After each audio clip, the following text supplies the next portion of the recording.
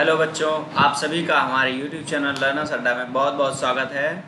मेरा नाम है अविनाश उपाध्याय और आज हम पढ़ने वाले हैं motion in one dimension class 9 का, जो हम साइंस पढ़ रहे थे उसका चैप्टर नंबर 8 और उसका लेक्चर नंबर 3। तो लेक्चर नंबर 3 में जैसे कि हमने पिछले चैप्टर्स में पढ़ लिया था, थोड़ा बहुत जो भी पढ़ा था, लेक्चर नंबर 3 में हम क्या क्या पढ़ने वाले बच्चों? लेक्चर नंबर 3 में हम पढ़ने वाले हैं uniform circular motion, direction of motion in uniform circular motion और what have you learned in this chapter, मतलब पीछे आपने इस चैप्टर में क्या क्या पढ़ा है, और उन पे बेस्ड कुछ अच्छे अच्छे न्यूमेरिकल्स जो आपकी बुक से होंगे। तो एक पेन और पेपर लेकर बैठ जाइए और हम लोग शुरू करते हैं आज का लेक्चर। तो चलिए, तो यूनिफॉर्म सर्कुलर मोशन क्या होता है? एज इट्स नेम सजेस्ट, जैसा कि इसके नाम से साफ होता है, यूनिफॉर्म मीन्स कांस्टेंट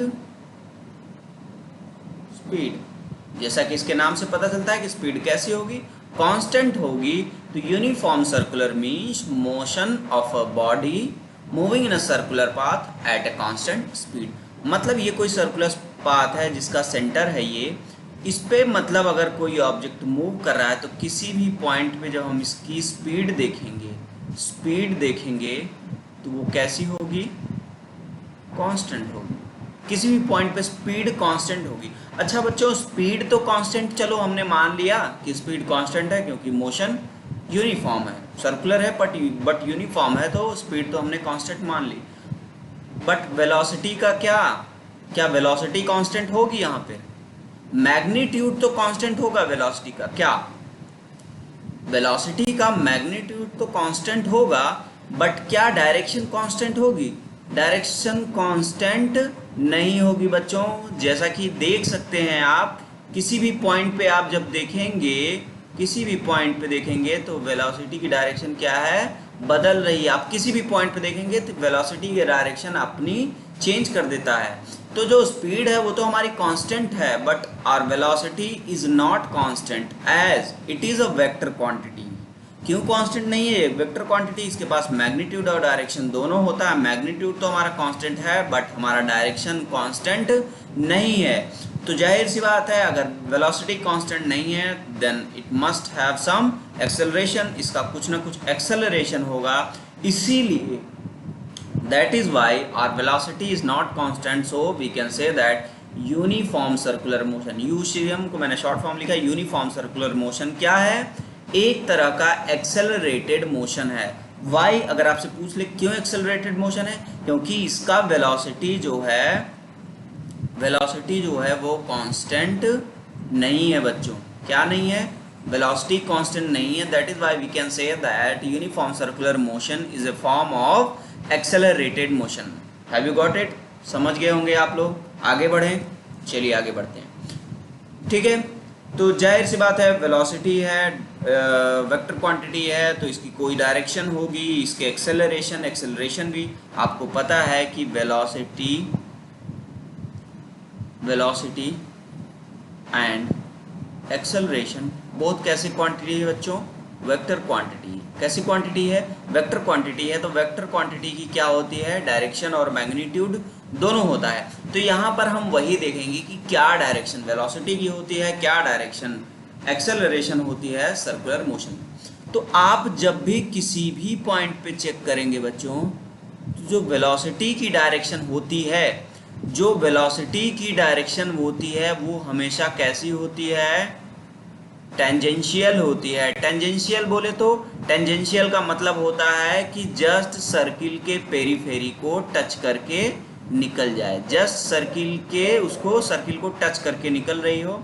और जो टेंजेंट होता है, टेंजेंट बोलते हैं इसे क्या बोलते हैं? कोई भी जो टच करके लाइन निकल रही हो किसी सर्कल को, उसको उस सर्कल का टेंजेंट बोलते हैं। और ये टेंजेंट जो है हमेशा सेंटर से पास होने वाली लाइन से, दैट मीन्स रेडियस के क्या होता है? परपेंडिकुलर होता है। क्या होता है? परपेंडिकुलर होता है। अच्छा ठीक है, ये परपेंडिकुलर होता है। जो वेलोसिटी के डायरेक्शन है वो हमेशा, जो पाथ है, सर्कुलर ऑर्बिट है जिसके में यूनिफॉर्म मोशन हो रहा है, उसके हमेशा कैसी होती है बच्चों? टेंजेंशियल होती है। और उस सर्कल के रेडियस के परपेंडिकुलर होती है, ठीक है, तो कांस्टेंट नहीं होती है, सर्कुलर पाथ के टेंजेंट पे होती है, टेंजेंशियल होती है। और जो हमारा एक्सेलरेशन होता है उसकी डायरेक्शन हमेशा कैसी होती है, इनवर्ड्स होती है, towards centre of the path. कैसी होती है, इनवर्ड्स होती है, हमेशा किसकी तरफ होती है, सेंटर की तरफ होती है, इस सर्कुलर पाथ का जो सेंटर होगा उसकी तरफ। तो आप यहां से देख पा रहे होंगे कि हमारे एक्सेलरेशन जो आ रहा है किसकी वजह से, डायरेक्शन चेंज होने की वजह से, और जो वेलोसिटी है इसके बीच का एंगल कैसा होता है बच्चों, हमेशा परपेंडिकुलर होता है, 90 होता है। तो यहाँ से हमें कुछ चीज़ें समझ में आई कि वेलोसिटी एक्सेलरेशन जो है यूनिफॉर्म मोशन में एक दूसरे के परपेंडिकुलर होते हैं। स्पीड तो कांस्टेंट होती है लेकिन वेलोसिटी हमारी कांस्टेंट नहीं होती है, और उसकी डायरेक्शन क्या होती है, ऑलवेज टेंजेंशियल होती है, किसके, सर्कुलर पाथ के, ठीक है। और एक्सेलरेशन का मैग्नीट्यूड कैसा होता है बच्चों, एक्सेलरेशन का मैग्नीट्यूड कैसा होता है, कांस्टेंट होता है। एक्सेलरेशन का मैग्नीट्यूड कांस्टेंट होता है। इसको एक एग्जांपल से समझते हैं कि कैसे टेंजेंशियल होती है।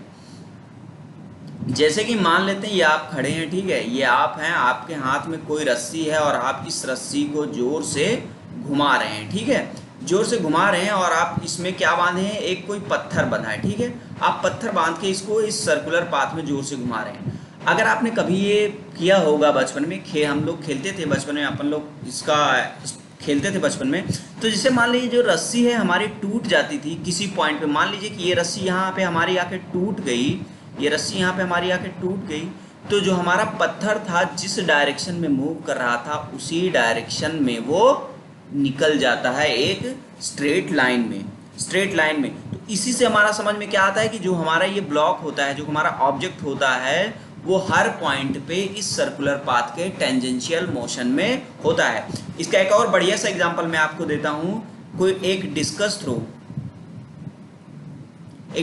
थ्रो गेम होता है ओलंपिक में या अदर स्पोर्ट्स इवेंट्स में, एक डिस्कस थ्रो गेम होता है, अगर आप देखते हो नहीं जानते हो तो इसको सर्च करिएगा। उसमें लोग गोला फेंकते हैं, ठीक है, और देखेंगे कि आप उसको गोला लेके सर्कुलर पाथ में घूमते हैं, सर्कुलर पाथ में घूमते हैं, उसके बाद उस डिजायर्ड डायरेक्शन में उसको वो गोले को छोड़ देते हैं जिस तरफ उन्हें फेंकना होता है, और उनको जिस तरफ फेंकना होता है उधर छोड़ते हैं, तो वो उसी स्ट्रेट लाइन में मूव कर जाता है। कैसे, क्योंकि जहाँ पे वो छोड़ते हैं, जो वो सर्कल बनाए हैं, उसी के वो टेंजेंशियल डायरेक्शन में मूव कर जाता है। आई होप आपको ये चीज़ें क्लियर हो गई होंगी।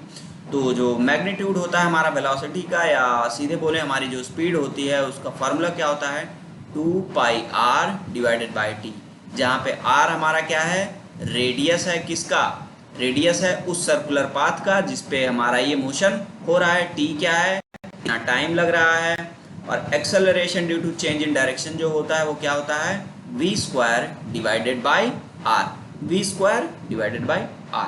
आगे बढ़े, ठीक है। तो इस चैप्टर में हमने क्या क्या पढ़ लिया बच्चों, इस चैप्टर में हमने क्या पढ़ा कि मोशन जो है वो क्या होता है, चेंज इन पोजीशन होता है, इसको हम डिस्टेंस और डिस्प्लेसमेंट के टर्म में बता सकते हैं। मोशन हमारा क्या होता है, चेंज इन पोजीशन होता है, इसको हम डिस्टेंस और डिस्प्लेसमेंट के टर्म्स में बता सकते हैं, ओके। और क्या पढ़ा हमने कि मोशन जो है यूनिफॉर्म हो सकता है, नॉन यूनिफॉर्म हो सकता है, और वो किस पे डिपेंड करता है, वेलोसिटी पे डिपेंड करता है। अगर वेलोसिटी हमारी चेंज हो रही है तो मोशन नॉन यूनिफॉर्म है, वेलोसिटी कांस्टेंट है तो मोशन यूनिफॉर्म है। अरे समझ में आया, ओके। और स्पीड हमारी क्या है, ऑब्जेक्ट की distance covered per unit time, velocity क्या होती है, distance displacement per unit time. सब मैंने आपको बताया, मैं बस एक ओवरव्यू दे रहा हूँ आपको कि मैंने इस चैप्टर में आपको क्या क्या पढ़ाया है। एक्सेलरेशन आपको पता है कि change in velocity per unit time. Non uniform motion क्या होता है, उसको हम ग्राफ पे शो कर सकते हैं, इसको मैंने आपको ग्राफ में शो करके दिखाया भी है। Motion of an object moving at acceleration can be described with the help of 3 equations. मतलब जो हमने मोशन ऑफ इक्वेशंस पढ़ी थी, 3 इक्वेशन पढ़ी थी। पहली v = u + at, दूसरी कौन सी पढ़ी थी, v² = u² + 2as। थर्ड हमने कौन सी पढ़ी थी बच्चों, थर्ड हमने पढ़ी थी s = ut + ½ AT²। ये 3 हमने जो इक्वेशन पढ़ी थी, इससे हम यूनिफॉर्म एक्सेलरेशन को डिफाइन कर सकते हैं, डिस्क्राइब कर सकते हैं। ओके, और अभी जस्ट हमने क्या पढ़ा, अगर लास्ट पॉइंट इसमें हम ऐड कर दें तो अभी हमने यूनिफॉर्म सर्कुलर मोशन पढ़ा। जो क्या होता है, यूनिफॉर्म सर्कुलर मोशन क्या होता है, जब कोई ऑब्जेक्ट किसी सर्कुलर पाथ पे यूनिफॉर्म स्पीड के साथ मूव करता है या कांस्टेंट स्पीड के साथ मूव करता है तो उसे हम यूनिफॉर्म मोशन कहते हैं। आगे बढ़ें, कुछ एग्जांपल्स कर लेते हैं हम। जैसे कि हमारा पहला एग्जांपल क्या है कि कोई एथलीट जो है completes 1 round of a circular track. कोई सर्कुलर बच्चों ट्रैक है, ठीक है, सर्कुलर ट्रैक है जिसपे कोई एथलीट दौड़ रहा है, ठीक है। मान लेते हैं वो कि इस पॉइंट से उसने दौड़ना चालू किया और इसकी डायामीटर कितनी गिवन है, डायामीटर 200 गिवन है, तो रेडियस कितना हो जाएगा बच्चों, 100। अरे इसमें तो डाउट होना नहीं चाहिए। टाइम गिवन हमें 40 seconds. Okay, what will be the distance covered, हमसे डिस्टेंस पूछा गया है एंड डिस्प्लेसमेंट पूछा गया है at the end of 2 minutes 20 seconds. That means 2 minutes 20 second को सेकेंड्स में कन्वर्ट कर लेंगे तो कितना हो जाएगा बच्चों, 140 सेकेंड्स के बाद, 140 सेकेंड्स के बाद हमसे डिस्टेंस और डिस्प्लेसमेंट पूछा गया है। चलिए देखिए, आपको पता है कि एक राउंड पूरा करने में इसको कितना टाइम लगता है, 40 सेकेंड। इन 1 राउंड कितना टाइम लगता है, 40 सेकेंड्स। ओके, तो 3 राउंड्स में ये 3 इंटू 40 120 सेकेंड्स। 120 सेकेंड्स में ये अगेन यहीं पे होगा। 120 सेकेंड्स मूव करने के बाद वो एथलीट यहीं पे होगा। अब टाइम हमारे पास रिमेनिंग टाइम क्या है बच्चों, हमारे पास रिमेनिंग टाइम जो है वो 20 सेकेंड्स है। तो 20 सेकेंड्स में ये हाफ पाथ कवर करेगा। अरे कहीं यहाँ पे होगा 20 सेकेंड्स के बाद। 40 सेकेंड्स में पूरा सर्कल कंप्लीट करता है तो 20 सेकेंड्स में हाफ सर्कल कंप्लीट करेगा, बिल्कुल। तो अब यहाँ से हमें इस पॉइंट और इस पॉइंट के बीच में डिस्टेंस और डिस्प्लेसमेंट बताना है। तो डिस्टेंस कितनी हो जाएगी बच्चों, डिस्टेंस आपको पता है कवर्ड पाथ होता है, तो डिस्टेंस कितनी हो जाएगी, पाई इंटू आर। क्यों पाई आर, टोटल सर्किल का पेरीमीटर 2 पाई आर होता है, तो हाफ सर्किल का पेरीमीटर कितना हो जाएगा, पाई आर। तो डिस्टेंस हमारी कितनी हो जाएगी, 22/7 इंटू आर हमारा कितना है 100, कितना हो जाएगा 2200 डिवाइडेड बाई 7 मीटर। ये हमारी डिस्टेंस हो गई। अब हमारी डिस्प्लेसमेंट हम कैसे निकालेंगे बच्चों, डिस्प्लेसमेंट आपको पता है shortest distance between initial and final point. तो फाइनल पॉइंट हमारा ये है, इनिशियल पॉइंट ये है, इनके बीच की शॉर्टेस्ट डिस्टेंस क्या है बच्चों, डायमीटर के बराबर है। तो हमारा डिस्प्लेसमेंट कितना हो जाएगा, सीधे सीधे कितना हो जाएगा 200 मीटर्स। अरे कोई डाउट, कोई दिक्कत नहीं, कोई डाउट हो तो आप कमेंट बॉक्स में हमें बताएं, हम उसको देखेंगे। ओके, आगे बढ़ते। क्वेश्चन नंबर 2, कोई जोसेफ है, जोसेफ जो है पॉइंट ए से पॉइंट बी तक, ठीक है, जोसेफ पॉइंट ए से पॉइंट बी तक टहलते हुए गए, जो कि पॉइंट ए और पॉइंट बी के बीच की डिस्टेंस कितनी है बच्चों, 300 मीटर है, ठीक है। और टाइम कितना लिया उन्होंने, 2 मिनट्स एंड 50 सेकेंड्स। कोई दिक्कत। अगेन ही टर्न्स, मतलब जोसेफ ने टर्न लिया और बी से मुड़कर वो वापस सी तक आ गए, और बी और सी के बीच की डिस्टेंस कितनी बच्चों, 100 मीटर है, और टाइम कितना ले रहे हैं, 1 मिनट। कोई दिक्कत। जोसेफ ए से बी तक गए 2 मिनट 50 सेकेंड्स में 300 मीटर जो कि है, और फिर बी से मुड़ के वापस सी पे आ गए जो कि 100 मीटर है, और उन्होंने 1 मिनट लिया। तो आपसे पूछा गया है average speed and average velocity. पहला क्या, जब जोसेफ ए से बी गया, तो इसको हम निकालते हैं। तो एवरेज स्पीड क्या होगी बच्चों, एवरेज स्पीड क्या होती है, एवरेज स्पीड वही तो होती है कि total covered distance divided by total time. तो अगर यहाँ से मैं आपको यहाँ से ये अगर बोल दूं कि यहाँ से एवरेज स्पीड ए से बी के बीच में, average between A to B, average speed जो है वो एवरेज वेलोसिटी के बराबर होगी, तो क्या आप ये बात मानेंगे? अरे मानना पड़ेगा आपको, क्योंकि यहाँ से आप अगर देखें तो डिस्टेंस जो है, डिस्टेंस और बिकॉज डिस्टेंस जो है वो किसके बराबर है बच्चों? डिस्टेंस हमारी डिस्प्लेसमेंट के बराबर है। इसलिए यहाँ से पहले केस में जब ए से बी जाएंगे तो हमारी एवरेज स्पीड और एवरेज वेलोसिटी बराबर होगी, जो किसके बराबर होगी? टोटल कवर्ड डिस्टेंस या डिस्प्लेसमेंट, दोनों बराबर है इस केस में, divided by total time, that's what 2 minute 50 seconds. वो कितना हो जाएगा? 2 × 60 + 50 कितना हो जाएगा बच्चों? 300 divided by 170, that is 30 divided by 17 metre पर सेकेंड। कोई डाउट? कोई डाउट यहाँ पे होना नहीं चाहिए, हमेशा हम मीटर पर सेकंड या किलोमीटर पर आवर में ही निकलते हैं, ठीक है। तो ये तो हो गया ए टू बी के बीच में। अब हमें ए से सी के बीच में निकालना है। अब यहाँ पे डिस्टेंस और डिस्प्लेसमेंट अलग अलग होगी, तो वेलोसिटी, एवरेज स्पीड और एवरेज वेलोसिटी हमारी अलग अलग हो जाएगी। अब हम ए से सी के बीच में एवरेज स्पीड निकालते हैं। तो एवरेज स्पीड क्या हो जाएगी? टोटल कवर्ड डिस्टेंस कितनी हो जाएगी बच्चों? Total covered distance 300, A to B गया, फिर बी टू सी कितना? 100 मीटर अपॉन टोटल टाइम कितना है बच्चों?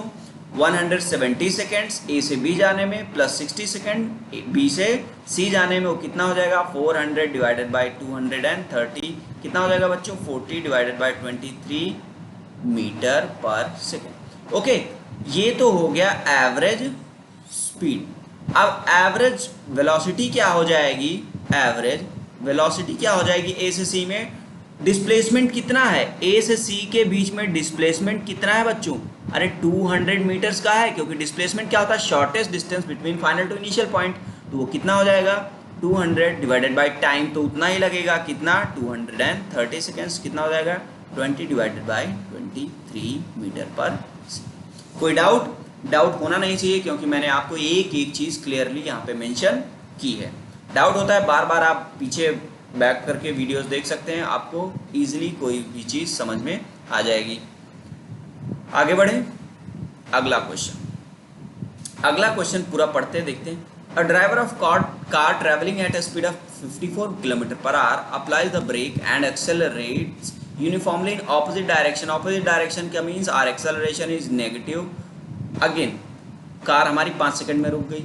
अनदर कार ड्राइवर, दूसरा कोई ड्राइवर है जो 3 km/h की स्पीड से मूव कर रहा है, और वो क्या लगा देता है? ब्रेक लगा देता है, और 10 सेकंड में उसकी कार रुक जाती है। तो हमें ये बताना है, ग्राफ पेपर पे इन दोनों को एक ही ग्राफ पेपर पे प्लॉट करना है, और दोनों की, और ग्राफ किसका होगा? स्पीड ग्राफ जो होगा स्पीड वर्सेस टाइम ग्राफ होगा। और दूसरा हमें क्या आंसर करना है? Which of two cars travelled further after brake applies. तो क्वेश्चन जनरली क्या है, मैं आपको समराइज कर देता हूँ। एक कार 54 km/h की स्पीड से मूव कर रही है, जिसमें जब ब्रेक लगाया जाता है तो 5 सेकंड में रुक जाती है। दूसरी कार 3 km/h की स्पीड से मूव करे, उस पर ब्रेक लगाने पर वो 10 सेकंड में रुकती है। तो आपको ये जो है दोनों जो कार की जो मूवमेंट है, इसको स्पीड वर्सेस टाइम के ग्राफ पे शो करना है, और दोनों कार जब ब्रेक लगाया गया तो कौन सी कार कितनी दूर जाके रुकी, या कौन सी कार ज़्यादा दूर जाके रुकी। तो ठीक है, पहले हम क्या बनाएंगे? स्पीड और टाइम का ग्राफ बनाते बच्चों, ठीक है।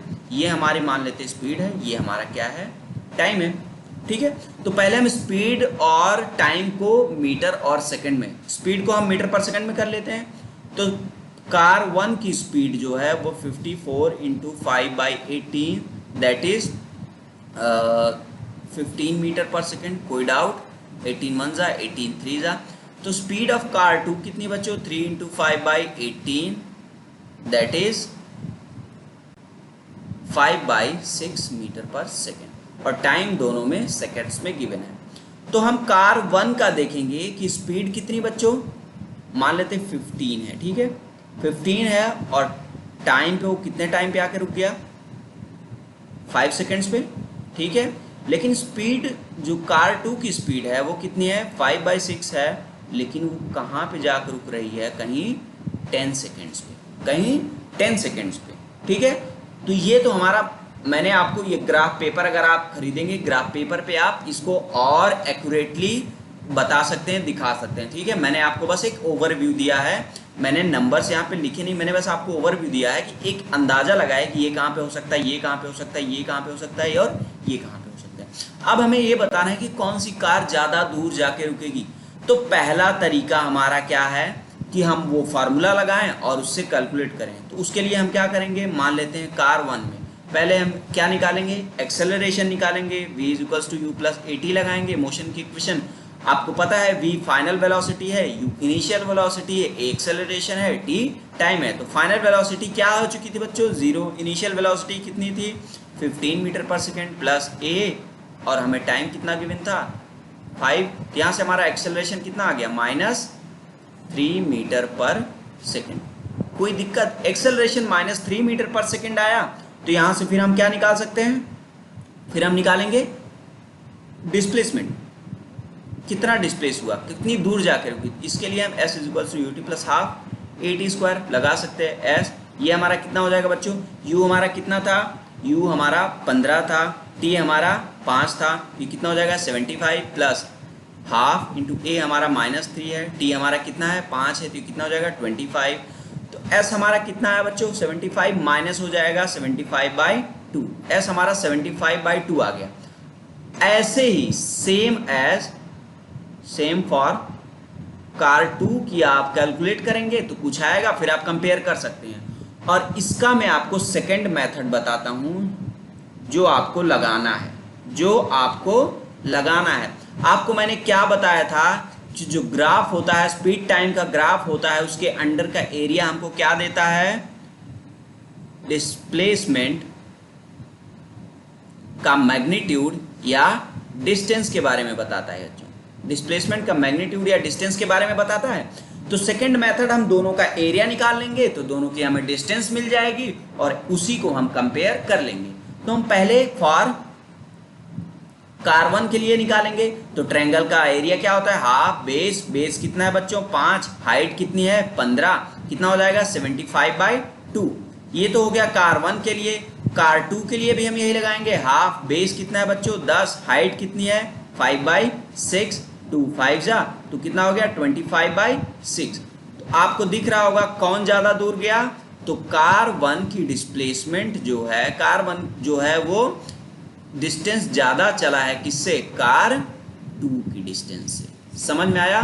तो आपको ये वाला मेथड नहीं लगाना, आपको कौन सा लगाना है, ये वाला मेथड। मैंने आपको बताया था कि जो डिस्टेंस और जो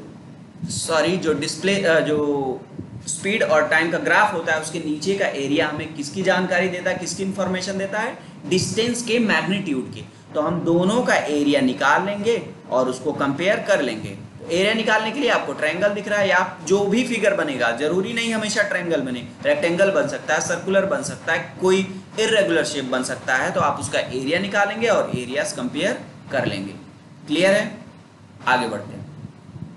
question number 4, A ball is gently dropped from a height of 20 metre. मान लेते हैं यहाँ पे बॉल रखी थी कोई, ठीक है, और वो यहाँ से ड्रॉप कर दी गई जमीन पे, ठीक है, और ये हाइट कितनी बच्चों 20 मीटर गिवन है, ठीक है। If its velocity uniformly increases uniformly at rate of 10 metre पर सेकेंड, मीन्स एक्सेलरेशन हमें गिवन है 10 मीटर पर सेकेंड स्क्वायर। आपको एक चीज बता दूं यहाँ पे मैं, जब भी whenever कोई बॉडी फ्री फॉल करती है, any body freely falls, its acceleration is equal to G क्या होता है, हमारा ग्रेविटेशनल एक्सेलरेशन होता है, ग्रेविटी होता है जिसकी वैल्यू 9.8 या कहीं 10 मीटर पर सेकेंड स्क्वायर लिखी होती है। तो आपको क्वेश्चन में जो दिया रहेगा उसके अकॉर्डिंग सॉल्व करना है। तो मेरा बताने यहाँ क्या मतलब था, जब कोई बॉडी फ्री फॉल करती है, छोड़ दी जाती है, उस पर किसी तरह का कोई एक्सटर्नल फोर्स ना लग रहा हो, तो उसका एक्सेलरेशन क्या होता है बच्चों, जी के बराबर हो जाता है। तो यहाँ पर जी की वैल्यू 10 मीटर पर सेकेंड स्क्वायर दी है। तो आपसे पूछा गया है कि किस वेलोसिटी के साथ, यहाँ पे हमें किस वेलोसिटी के साथ हमारा जो बॉल है वो ग्राउंड को हिट करेगा और कितनी देर बाद करेगा। तो इनिशियल वेलोसिटी हमारी 0 थी, फाइनल वेलोसिटी हमें निकाली है, एक्सेलरेशन दिया है, तो v equals to u plus a t लगा दो आंख बंद करके। v हमारा क्या है निकालना है, u हमारा 0 है, एक्सेलरेशन हमारा 10 है, t हमारा नहीं पता है हमको, चलो इससे हमारा नहीं आ सकता है, तो हम क्या लगाएंगे, s equals to u t plus half a t square लगाइए। s हमारा क्या है 20 है, u हमारा कितना है 0 है, तो ये 0 हो गया, प्लस हाफ a कितना है 10 है, टाइम हमारा टी स्क्वायर, तो यहाँ से हमारा टाइम हम निकालेंगे 5, टाइम हमारा कितना आ जाएगा 2 सेकेंड्स। कितना आ गया बच्चों, टाइम हमारा 2 सेकेंड्स आया, टाइम हमारा 2 सेकेंड्स आया, यहाँ पे टाइम की वैल्यू पुट कर देंगे, तो v की वैल्यू कितनी हो जाएगी बच्चों 20 मीटर पर सेकेंड। फाइनली कितना हो जाएगी 20 मीटर पर सेकेंड, और टाइम कितना आ जाएगा 2 सेकेंड्स। तो देखिए आप इसका मैथमेटिकली आंसर बिल्कुल दे सकते हैं, इसका आप जैसे कि अगर लॉजिकली भी देखें तो आपको पता है कि यहाँ से बॉल चली, आपको पता है कि 1 सेकेंड बाद उसकी स्पीड 10 प्लस हो जाएगी। इससे भी आप जनरलाइज करके भी निकाल सकते हैं, पर आपको फार्मूले वगैरह याद हैं, आप सब आपका कॉन्सेप्ट क्लियर है, तो आपको परेशानी नहीं होगी। आगे बढ़ते हैं अगले क्वेश्चन पे। ओके, क्वेश्चन क्या है कि कोई आर्टिफिशियल सैटेलाइट है is moving in a circular orbit. अच्छा, हमारे यूनिफॉर्म सर्कुलर मोशन का जो बेस्ट एग्जांपल्स हैं वो क्या है बच्चों, ऑर्बिटिंग अर्थ, मून या अदर सेलेस्टियल बॉडीज। क्यों, क्योंकि आपको पता है कि यूनिफॉर्म मोशन करती हैं, एक फिक्स्ड पाथ पे करती हैं, जरूरी नहीं सर्कुलर, थोड़ा सा आप होता है कि ओवल होता है, लेकिन बेस्ट एग्जांपल्स ये किसके, यूनिफॉर्म सर्कुलर मोशन के। जितनी भी हमारी सेलेस्टियल बॉडीज हैं वो बेस्ट एग्जांपल हैं किसके, यूनिफॉर्म सर्कुलर मोशन की। नाउ क्वेश्चन पे आते हैं। क्वेश्चन क्या है कि कोई आर्टिफिशियल सैटेलाइट है जो सर्कुलर ऑर्बिट में मूव कर रही है, उस सर्कुलर ऑर्बिट की रेडियस कितनी है 42,253 किलोमीटर्स, और हमें क्या निकालना है, स्पीड निकालना है, और हमें टाइम कितना दिया बच्चों 24 आवर्स दिया है। तो हम निकाल लेते हैं, आपको पता है स्पीड क्या होता है। अब देखिए ये मान लेते हैं उसका सर्कुलर ट्रैक है, ये हमारी क्या है अर्थ, क्या है अर्थ, और ये जो कोई बॉडी है इस पे मूव कर रही है, इसकी वैल्यू हमें इतनी दी है, तो आपको पता है कि टोटल पाथ वो कितना चलेगा, अरे 2 पाई आर आर जो हमें वैल्यू दी है, तो हम यहाँ से स्पीड निकालेंगे v equals to 2 pi r divided by t. मैंने आपको ये फार्मूला भी बताया था, तो 2 इंटू पाई की वैल्यू 22/7, आर की वैल्यू, पाई की वैल्यू बच्चों कितनी होती है, पाई की हमारी 2 वैल्यूज होती है, या 22/7 रखें या 3.14 रखें, ठीक है, इंटू आर की वैल्यू कितनी है 42253 एंड डिवाइडेड बाई टाइम कितना हमारा 24। ये स्पीड आएगी किस में बच्चों, किलोमीटर पर आर में। कैलकुलेशन कर लेते थोड़ा बहुत, 7 6 जा 42, 7 6 जा 42, 0, ठीक है, 0 आएगा 1, 7 3 जा 21, जो भी होगा ये हमारा डिवाइड नहीं होगा, तो हम इसको पाई के फॉर्म में ही रख सकते हैं, तो हमारा वैल्यू कितना आ जाएगा बच्चों 42253 डिवाइडेड बाई 12 इंटू पाई, ठीक है। ये बस एक तरीका था आपको बताने का कैसे होता है। आप ये वैल्यू जो है दूसरी भी रख सकते हैं, तो आपका इजीली कट जाएगा। वैसे आपके एग्जाम्स में जितने पेपर आते हैं वैल्यू ऐसी होती है कि आपका डिवीजन के बाद इंटीजर ही आता है, ठीक है। तो v हमारा क्या आ जाएगा 2 pi r divided by T, तो 2 पाई इंटू आर, 2 पाई को हम एज इट इज रखेंगे, आर की वैल्यू कितना रखें 42253 डिवाइडेड बाई 24, 2 से 12 कितना आ जाएगा 42253 पाई डिवाइडेड बाई 12 किलोमीटर पर आर। क्लियर है, ओके, ठीक है। सो ये हमारा आज के सेशन का एंड था, and this is also the end of this chapter. आज का हमारा ये चैप्टर यहीं पे ख़त्म होता है बच्चों। इस पे कोई भी अगर आप चाहते हैं कि मैं और न्यूमेरिकल्स कराऊं तो आप हमें कमेंट बॉक्स में बताएं, हम इस पे और न्यूमेरिकल्स आपको कराएंगे। किसी तरह का डाउट है तो डाउट दूर करेंगे, डाउट क्लियरिंग सेशन रखेंगे। अगर आप चाहें तो इसमें हम आपको DPP दे सकते हैं, डेली प्रैक्टिस पेपर दे सकते हैं। Please comment in our comment box. So this is end of our video. God bless you all.